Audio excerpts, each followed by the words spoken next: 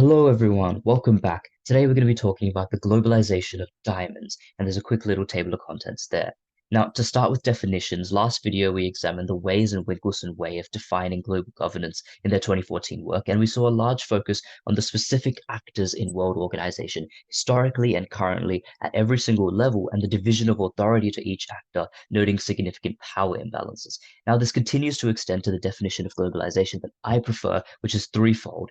I define globalization as a process to describe worldwide interconnectedness, not so focused on self-preservation, which is A, made up of the actors that I focused on previously, in this case, countries, IOs, private companies, and communities. Two, B, centralized on the specific links and relations between each character or actor and trade affairs, for instance, trade affairs between countries, supply chains, between businesses and companies, or relations between communities. And C, constantly changing throughout different epochs in pace and reach, for instance, community and domestic trade in the ancient world compared to internet purchases and shopping in the modern world. And what we'll see is the emergence of pseudo-globalization in the diamond industry, which is a really super cool term. Now, just a quick recap on the specific item I'm discussing in the context of globalization. It's these diamond earrings I found from Prakash Jewelers, a jewelry store based in my home city, Bengaluru, founded in 1989. Now, I explained this to be a bit concerning because the Clean Diamond Trade Act 2003 wasn't drafted yet. And so in the context of globalization and the supply chains of the diamond industry, it'll be interesting to examine each layer. But also, if we look at the same quote I examined from their website last video, it'll be fun to examine how certain actors in the process of globalization have manufactured diamonds to be exquisite, romantic, rare assets, but also the reverse, how this exquisite image of diamonds has affected the relations between each actor. Now, the globalization of diamonds have erupted through stages of history to reach the current stage that it's at right now, which journalist Vikas Shah describes to be as a continuing state of pseudo-globalization, basically where all the actors become so open to engaging with each other that exploitation becomes unavoidable. Now, the relevant stages that I see are twofold. Firstly, the ancient world, starting in India with its plentiful supply and trade routes, such as the Silk Road that connected to Arabia and sold to European aristocracy, which I've previously explained as establishing Orientalist roots and exclusivity to the upper class. Secondly, mining expansion and exploration stage that kicked off in around the 1800s, where we saw the first expansion of the diamond industry, and then later expansion into South Africa with the diamond rush, the diamond hyperinflation that set a huge precedent for insane exploitation in the African continent, especially with diamond militia campaigns and the whole issue of conflict diamonds, as a whole, which is still a concern for IOs because the interconnectedness of the modern diamond industry has and is still being threatened by the exploitation at the lower end of the supply chain.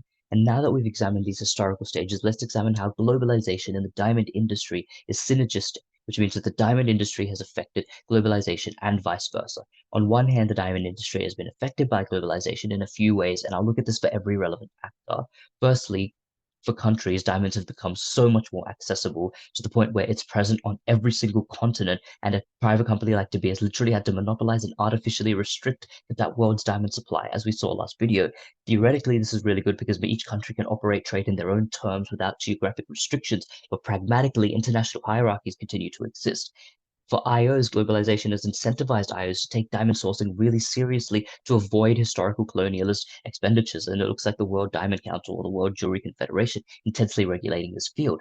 Globalization has also meant that private companies can now access international affairs into the diamond industry without national barriers. De Beers consolidated mines set a precedent for mining companies to be able to conduct operations in foreign countries, provided they abide by certain international regulations. But on a plus side, globalization has expanded the reach of diamonds from just elitist classes to the bulk of middle class individuals who are able to feel special, even if that feeling is artificially constructed.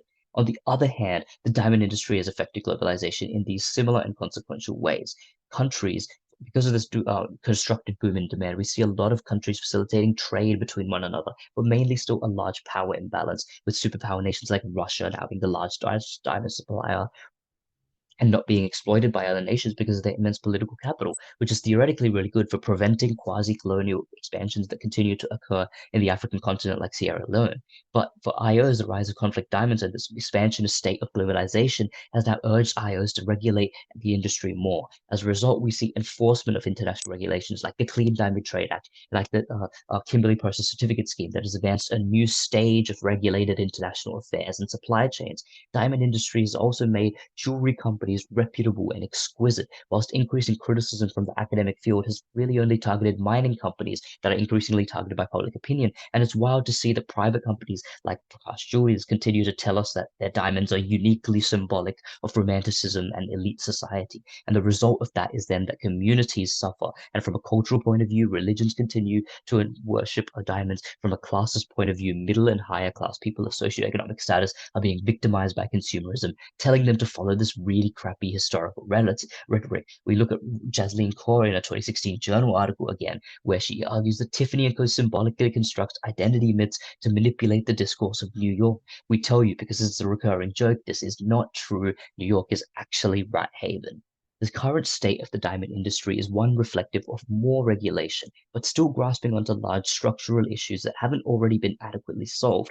Currently, 10% of the world's diamond supply has already been funded by certain militia activities in the African continent, and from a post-colonial lens, private companies would continue this if not for some important international regulations from the World Diamond Council. We also see an expansion of the synthetic diamond market, which is really good for accessibility. The Clean Diamond Trade Act is currently working wonders, monitoring 99% of the world's diamond production. However, De Beers continues their dominance of the industry and is literally keeping diamonds in the state of pseudo-globalization that Vikas Shah opts against so much. Russia is now the world's largest diamond supplier with 39 million carats a year. And really briefly, there are still significant challenges to the globalization of diamonds, namely two issues I touched on last video.